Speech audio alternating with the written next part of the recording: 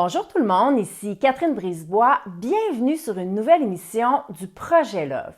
Il y a quelques mois, je vous ai présenté Nathalie Picard, une mère de famille qui a guéri un cancer du col de l'utérus de manière tout à fait naturelle, c'est-à-dire sans aucun médicament ni aucune intervention chirurgicale.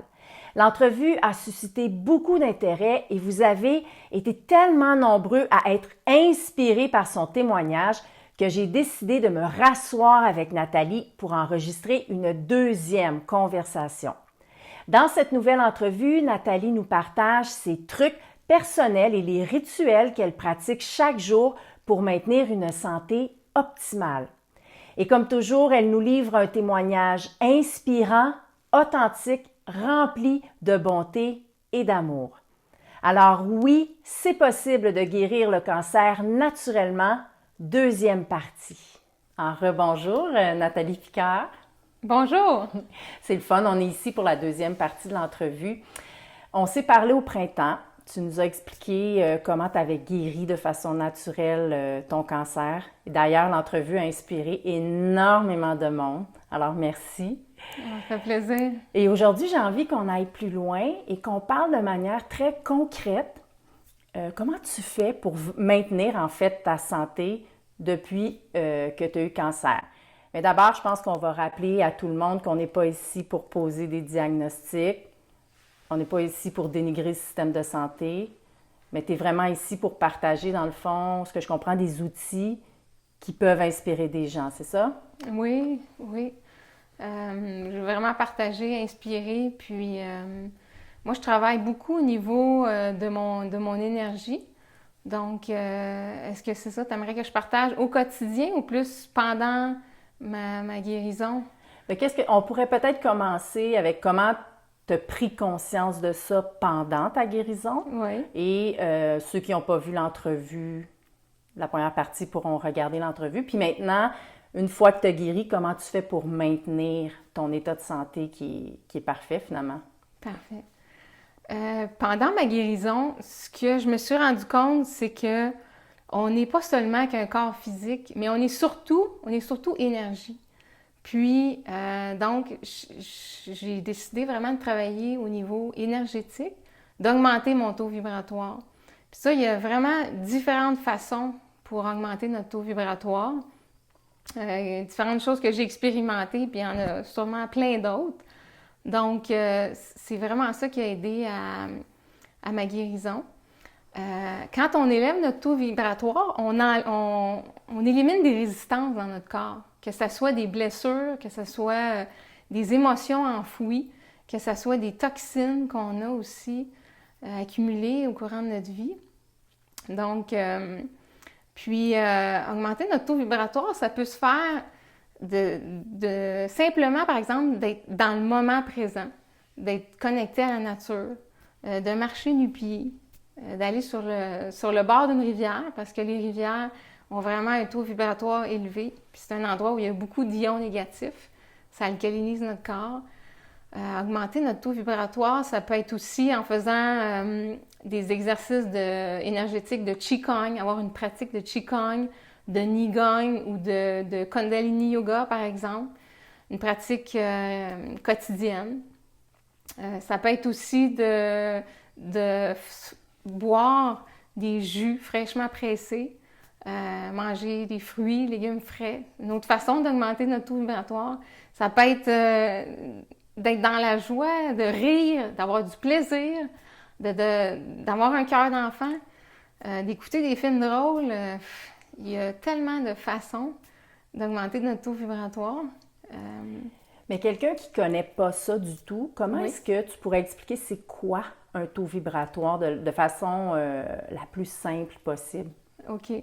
En fait, le taux vibratoire, c'est la vibration, c'est l'énergie. On est énergie. Autour de nous, on a un champ électromagnétique. Notre corps physique, c'est un peu, comment on peut dire, comme un fil électrique. Puis autour du fil électrique, ben il y a le champ électromagnétique. Ben, autour de nous, c'est pas visible vraiment à l'œil nu. Il y a certaines personnes qui peuvent le voir. C'est notre champ électromagnétique. Donc, on augmente la vitesse de ce champ électromagnétique-là, de différentes façons. Et puis également, au niveau de notre corps, on a des méridiens, et on a, en médecine ayurvédique, des nadis. Et ça, c'est comme des petits centres énergétiques. Donc, vous pouvez voir ici. Ça, c'est les vaisseaux merveilleux. Donc, en médecine chinoise, c'est des canaux énergétiques qu'on a sur notre corps et qui peuvent être stimulés. Donc, quand on fait circuler l'énergie entre ces points-là, ça débloque certaines choses, ça enlève des résistances. Quand vous allez vous faire soigner en acupuncture, soigner avec les aiguilles, moi, je suis thérapeute en acupression. C'est un peu la même chose. Ça ressemble à l'acupuncture, mais je travaille avec mes mains. Donc, je fais circuler l'énergie entre 2 points sur le corps. En fait, c'est pas moi qui fais circuler l'énergie, c'est juste que je stimule ces points-là et c'est les propres ressources de la personne qui s'active. Donc, également aussi, on a 7 chakras principaux qui peuvent être activés, 7 centres d'énergie principaux sur notre corps. Mais on va revenir sur le fait qu'on a le potentiel de guérir à l'intérieur, mais juste pour la petite histoire, là, encore une fois, pour les gens qui ne sauraient pas vraiment c'est quoi le champ énergétique. Quand on est malade, par exemple, notre taux vibratoire est bas. Oui. C'est ça, finalement. Oui. Et donc, pour retrouver une santé, on augmente notre taux vibratoire. Est-ce que tu peux un peu peut-être aller plus loin que l'explication? Lorsqu'on le demande, c'est sûr que ça va stimuler notre système immunitaire. Ça stimule l'énergie. Si on a plus d'énergie, cette énergie-là va être utilisée pour réparer, pour régénérer les tissus. Donc, c'est ça. Si on augmente notre énergie dans notre corps, bien, on va avoir plus d'énergie disponible vraiment pour s'auto-guérir. OK, oui. Donc, quand on est malade ou quand on n'a pas, qu'on se sent mal intérieurement, oui. C'est un signe que notre taux vibratoire est trop bas. Ensuite, si on veut augmenter notre taux vibratoire, bien, ça va nous permettre de revenir en quelque sorte guérir. Et là, ça m'amène à parler justement avec toi du fait qu'on a tout à l'intérieur pour guérir. Tu l'as abordé tout à l'heure. Peux-tu aller plus loin avec cette notion-là? Oui, ça, c'est vraiment... tout le monde a ce potentiel-là. Ça ne veut pas dire que tout le monde va réussir à s'auto-guérir d'un cancer, mais on a tous cette possibilité-là dans nos cellules. Ça, c'est sans aucun doute, c'est notre énergie vitale. Donc, il s'agit de mettre les conditions propices pour se ramener à notre état fondamental, à ramener l'homéostasie, l'équilibre dans notre corps, parce que c'est souvent dû à un déséquilibre dans notre mode de vie aussi, qui est tellement rapide. Et donc, c'est vraiment de rétablir l'équilibre, de changer nos habitudes et changer certaines choses. Et là, on voit que tu es assise en dessous d'un triangle ou je ne sais pas comment on appelle ça. Une pyramide, une structure de cuivre, je pense. Est-ce que tu peux nous expliquer c'est quoi et pourquoi tu t'assois sous cette structure? Oui, c'est une pyramide énergétique. En fait, les pyramides sont des géométries sacrées dans l'univers. Tout est mathématique, tout est géométrie. Et la pyramide agit comme un amplificateur d'énergie. Donc, à l'intérieur d'une pyramide, il y a 3 fois plus d'énergie, 3 fois plus d'ions négatifs qu'à l'extérieur. Si la pyramide a évidemment les bons angles, les bonnes dimensions, et également si elle est bien orientée. Elle doit être orientée avec une boussole, avec le nord. Et ça va stimuler au niveau de la régénération des cellules. Ça va mettre plus rapidement notre cerveau dans les zones alpha et theta. Et c'est là que le corps a plus de possibilités de se régénérer. Ça va structurer aussi l'eau. Donc, on sait que nous, on est fait à 70% d'eau environ. Donc, nos cellules vont être plus harmonieuses. C'est ça, ça va harmoniser les cristaux d'eau dans notre corps. Donc, ça va être plus harmonieux. Comment je peux expliquer ça? Vous savez, Masaru Emoto, le scientifique japonais, a étudié la mémoire de l'eau. Et avec nos intentions, avec les vibrations de la musique, avec les beaux mots, on peut structurer l'eau. Donc, les pyramides vont avoir ce pouvoir-là de structurer l'eau. Et les aliments qu'on met dedans, si on met des plantes dedans aussi, ils vont se porter mieux. Moi, j'ai une pyramide aussi autour de mon lit. Puis à l'intérieur, en fait, à l'intérieur des connecteurs de la pyramide, il y a des cristaux de quartz. Donc, le quartz, ça a aussi un taux vibratoire et ça va être un amplificateur. Donc, ça rend le pouvoir de la pyramide plus grand. Donc, et aussi dans une pyramide, c'est que, étant donné que c'est un amplificateur, ça va amplifier le pouvoir de nos pensées. Nos pensées vont attirer à nous ce qu'on veut. Donc, avec les pyramides, ça va attirer plus rapidement. Et où est-ce qu'on se procure une pyramide comme ça? Moi, j'en vends. C'est vrai? Oui, oui. Bien, étant donné que, d'abord, j'en avais acheté, j'ai vu les bienfaits pendant ma guérison. J'en avais d'abord acheté une pour mettre autour de mon lit parce que c'est la nuit que notre corps va se régénérer et se guérir le plus. Ou pendant la méditation ou les exercices de respiration. Mais c'est vraiment pendant notre sommeil que notre corps se régénère. Donc, je me disais qu'en avoir une autour de mon lit, ça serait vraiment génial. Puis par la suite, je m'en suis procuré une pour faire mes exercices de respiration, mon travail de respiration, de visualisation aussi. Donc c'est toi qui les fabriques? Je les fabrique. Moi, je me procure auprès de distributeurs les connecteurs et ensuite de ça, j'achète les tuyaux, je les coupe de la bonne dimension. Si les gens peuvent seulement qu'acheter le kit de connecteurs, l'ensemble de connecteurs, pardon, ça vient avec une boule d'orgone qu'on appelle. Il y a 7 métaux, il y a 7 pierres semi-précieuses à l'intérieur. C'est suspendu au sommet de la pyramide et ça rééquilibre les 7 chakras. Donc, c'est ça. En fait, c'est une autre façon, c'est un outil. C'est sûr que on a tout à l'intérieur de nous, mais ça va accélérer les choses. On peut... c'est ça, c'est une technologie, c'est un outil qu'on a, comme il y a d'autres outils. Moi, depuis environ 2 mois, là, je vais régulièrement dans une clinique à Saint-Sauveur où ils font des expériences de son avec des bols de cristal. Ils ont 65 bols de cristal.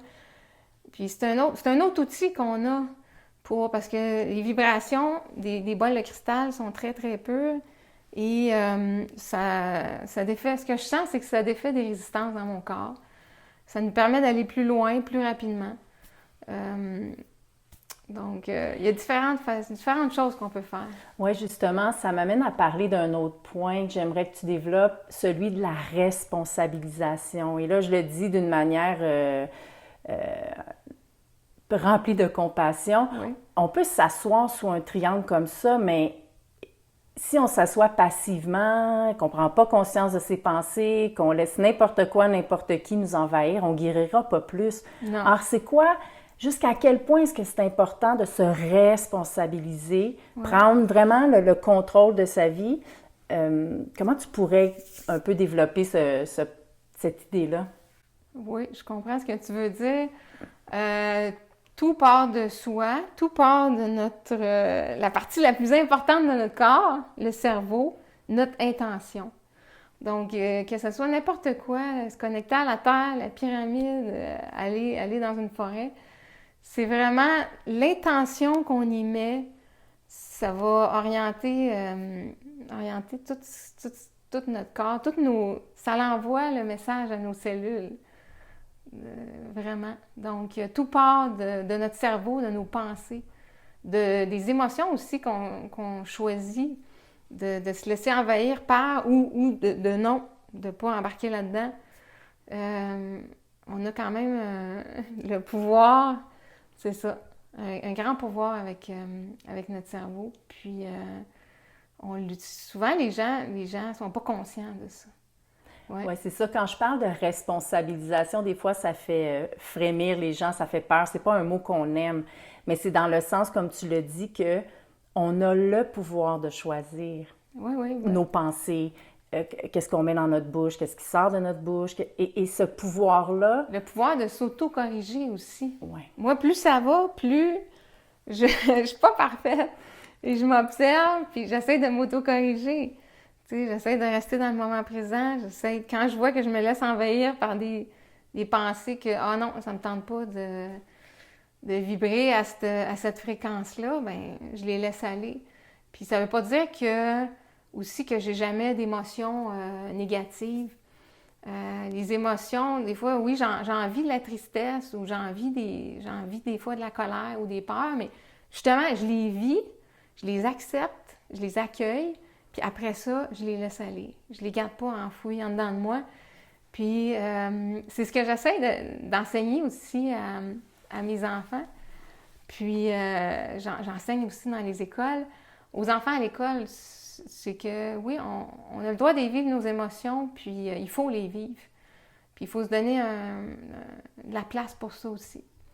De pas se conformer, puis d'être tout le temps parfait, là. Oui, ouais. Cette perfection-là peut créer l'effet contraire. Hein? Oui. Nathalie, c'est tellement inspirant de parler toujours.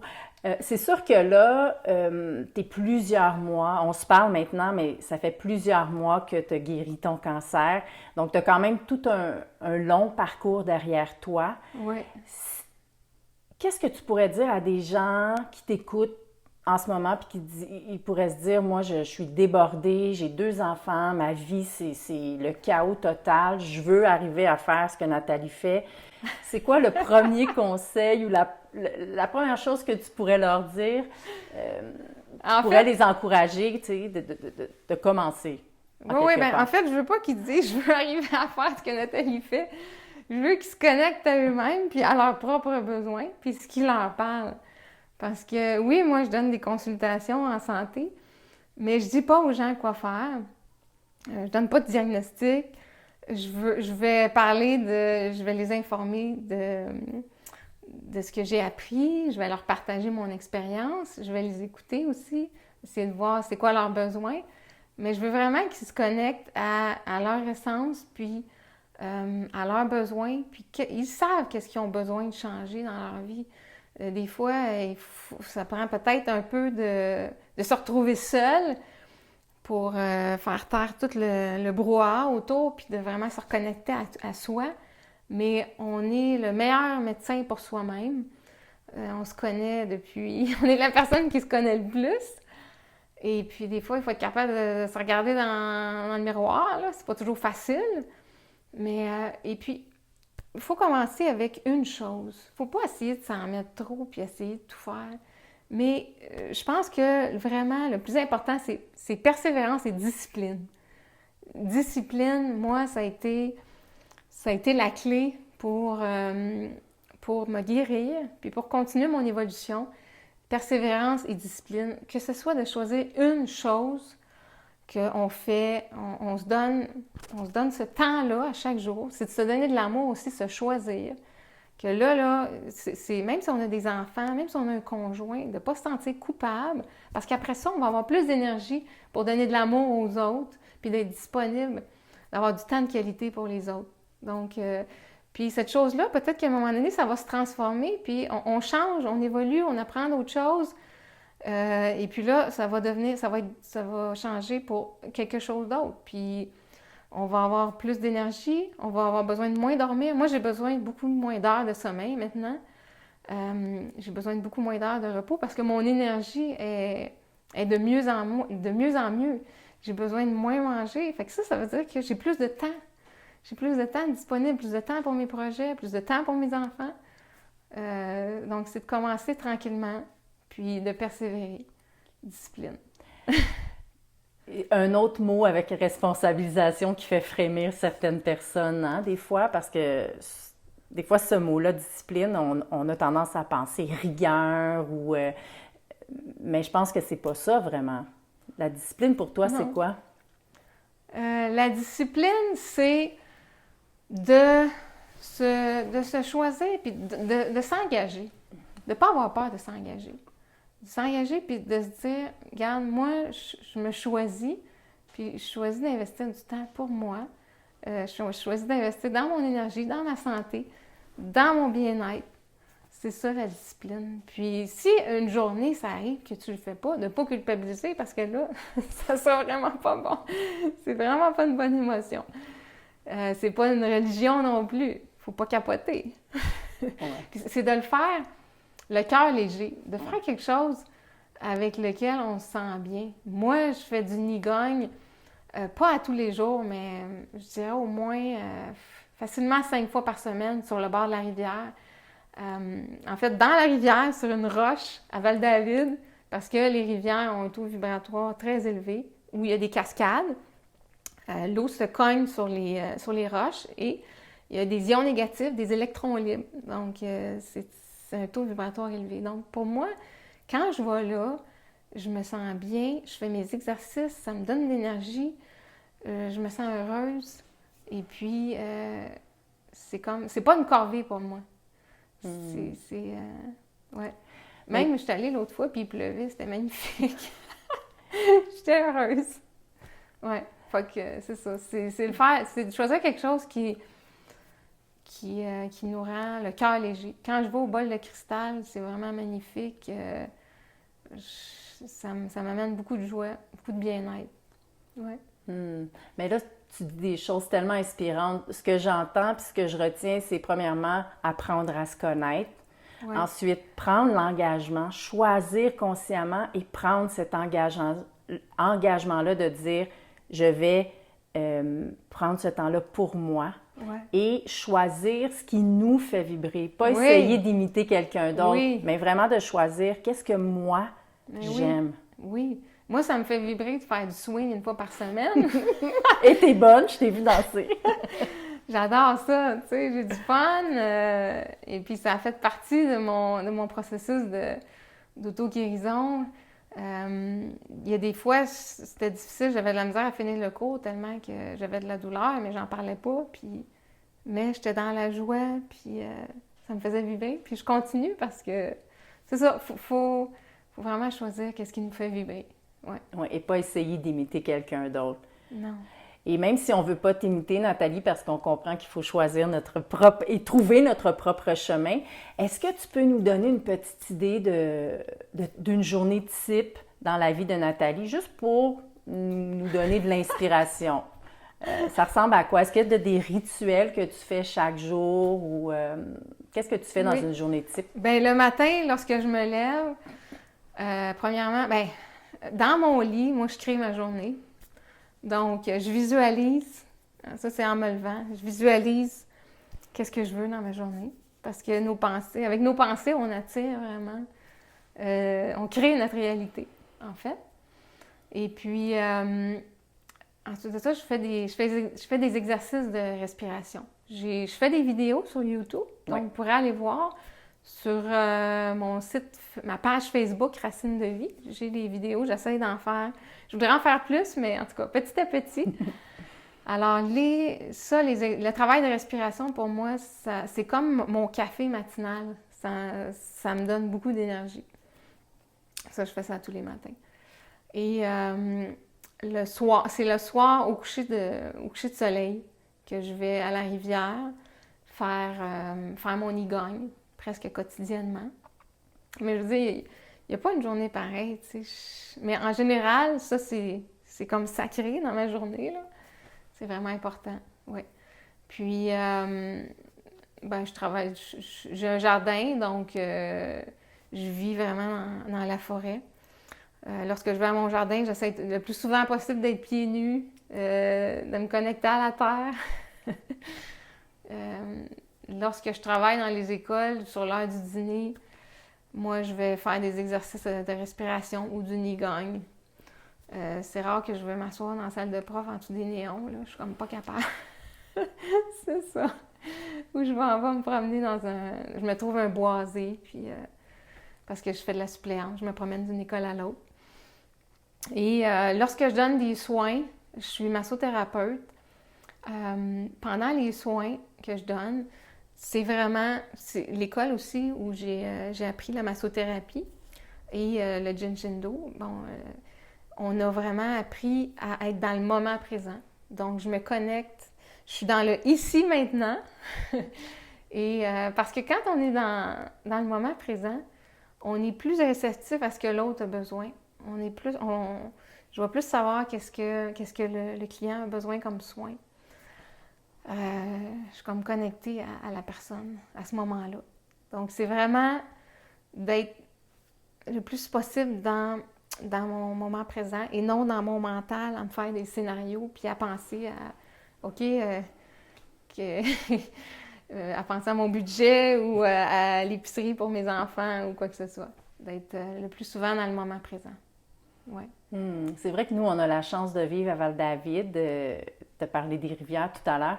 Mais pour les gens qui vivent en ville, on a quand même des gens qui vont nous regarder, nous écouter, qui vivent soit en Europe, au Québec, un peu partout. Est-ce qu'il y a des petits trucs que tu peux donner à ces gens-là qui n'ont pas nécessairement la chance de se connecter à la nature chaque jour, qui pourraient les aider justement dans leur démarche?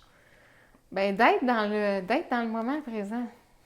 Puis, si vous avez de la difficulté à être dans votre moment présent, vous pouvez changer un peu votre routine. Parce que quand on est tout le temps dans la même routine, on a des automatismes.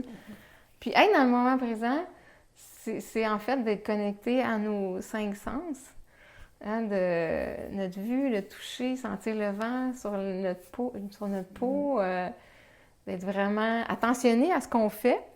Donc, que ce soit juste de brosser tes dents à place de les brosser avec la main droite, de les brosser avec la main gauche, de changer des petites habitudes, de ne pas toujours dormir du même côté du lit, pas toujours s'asseoir à la même place autour de la table, changer nos habitudes de vie parce que à ce moment-là, on stimule nos neurones dans notre cerveau, on stimule les connexions dans notre cerveau.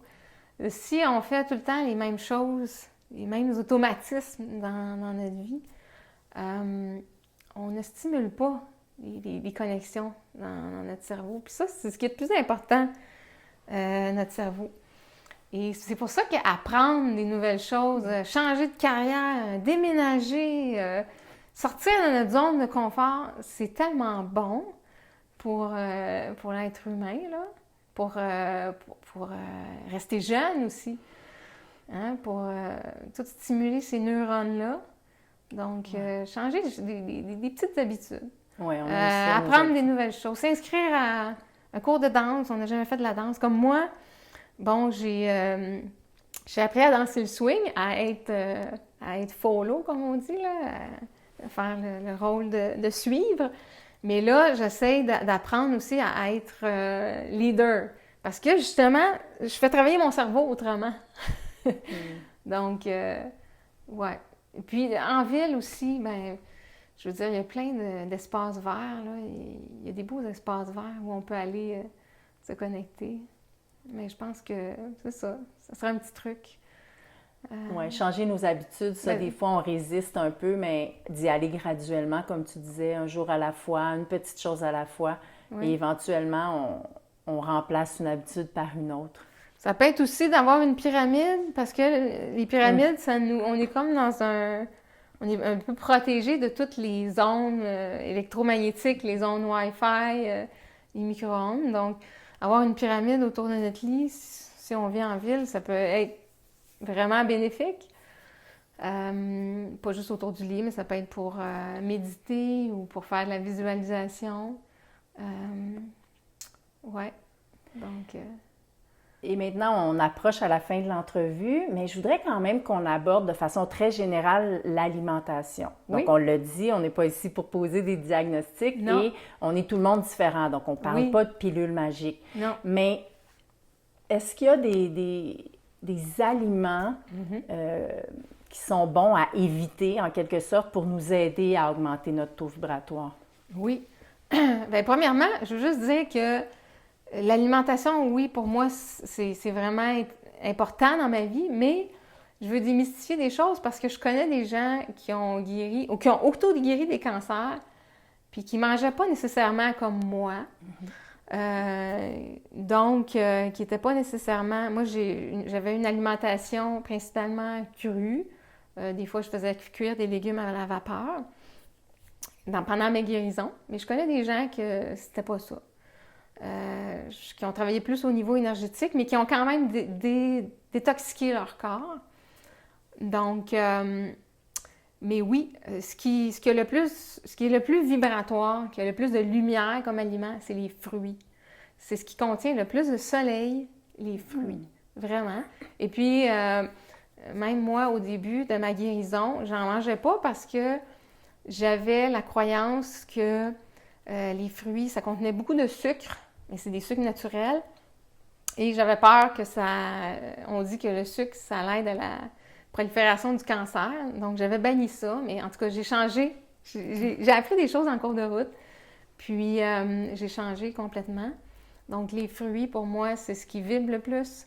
C'est ce qui s'assimile le plus rapidement de notre corps, mais il faut qu'ils soient bien mûrs. Les fruits bien mûrs. Malheureusement, souvent, les fruits sont cueillis trop tôt sur les arbres. Ils ne sont pas mûrs. C'est vraiment ça. C'est parce que les fruits, ça alcalinise aussi le corps. Quand on a un corps alcalin, il n'y a pas de... Les cellules cancéreuses n'aiment pas ça, les bactéries n'aiment pas ça, les virus n'aiment pas ça, les champignons n'aiment pas ça. Mais il n'y a pas juste par l'alimentation qu'on peut alcaliniser notre corps. Il y a aussi par bien s'oxygéner, le soleil, il y a différentes choses. Alcalin, il faut préciser, c'est le contraire d'acide. Oui, oui. Le stress, ça acidifie beaucoup le corps, trop travailler. Moi, j'étais quelqu'un qui travaillait énormément. Je respectais pas mes limites physiques. J'ai travaillé aussi pendant 18 ans. Bon, c'était 5 mois par année, c'était pas à l'année, mais pendant 18 ans à côté d'une immense antenne de télécommunications à Tremblant.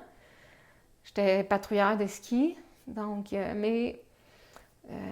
c'est ça, le stress, les émotions négatives, les relations malsaines qui ne nous apportent pas, qui ne sont pas ressourçantes. On se tient loin de ça. Ouais. Tout ça, c'est acidifiant. Et on comprend que pour augmenter le taux vibratoire, il faut éviter ce qui est acide et au contraire, mettre l'emphase sur ce qui est alcalin. Oui, c'est sûr, les sucres raffinés, c'est acidifiant. Les produits animaux, c'est acidifiant. L'alcool, c'est acidifiant. Mais en même temps, bon, dans le vin rouge, il y a des bons éléments, là, mais en même temps, il y a des formaldéhydes. C'est sûr. C'est des choix. Faut pas non plus culpabiliser là, quand on déroge un peu. Si on choisit de manger quelque chose, c'est de le faire dans le... Pas dans la culpabilité, dans le bonheur, puis de l'apprécier. Ça va être beaucoup moins pire. Ouais. Donc... C'est de la bonne nourriture pour l'âme que tu nous partages. Le nom de l'émission, c'est « Oui, c'est possible ». La première fois qu'on s'est rencontrés, tu nous as donné ta définition, mais là, quelques mois plus tard, spontanément, quand je te dis « Oui, c'est possible », qu'est-ce qui est possible pour toi et pour tout le monde? Pour moi? Pour moi, je pense vraiment qu'on est illimité, puis que c'est possible d'aller au bout de tous nos rêves si on s'investit, si on persévère, puis si on prend les moyens, vraiment, d'aller au bout de nos rêves. Puis je pense qu'on est ici, sur la planète, pour réaliser nos rêves, pour vivre ces expériences-là. Donc, il faut croire en soi, puis prendre les moyens de s'y rendre. Puis là, c'est ça, moi, j'ai changé de carrière. Je me suis guérie, je suis en train de changer de carrière, je suis devenue thérapeute. Tout est possible. C'est possible de garder aussi un corps jeune, d'avoir une qualité de vie, d'être dans le bonheur, puis de vivre comme dans un paradis sur Terre. Oui, c'est possible. D'être dans l'abondance. Et puis, d'être bien. Oui. Ah. Et en terminant, si c'est pas trop personnel, c'est quoi ton rêve en ce moment?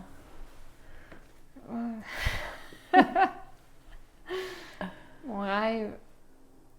Ou Mon de toi? rêve, c'est vraiment d'avoir une famille. C'est vraiment d'avoir une famille. Ouais.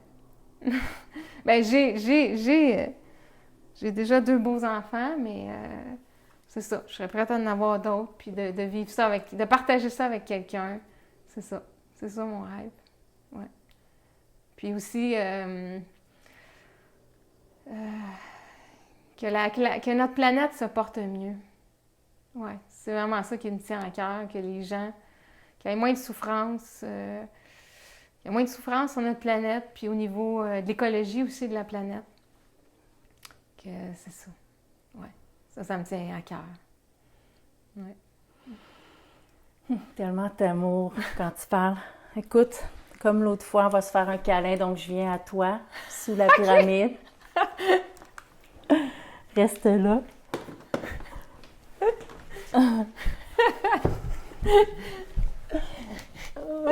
Hey, merci beaucoup. Merci. Nathalie. Je suis contente de partager aux gens. Là.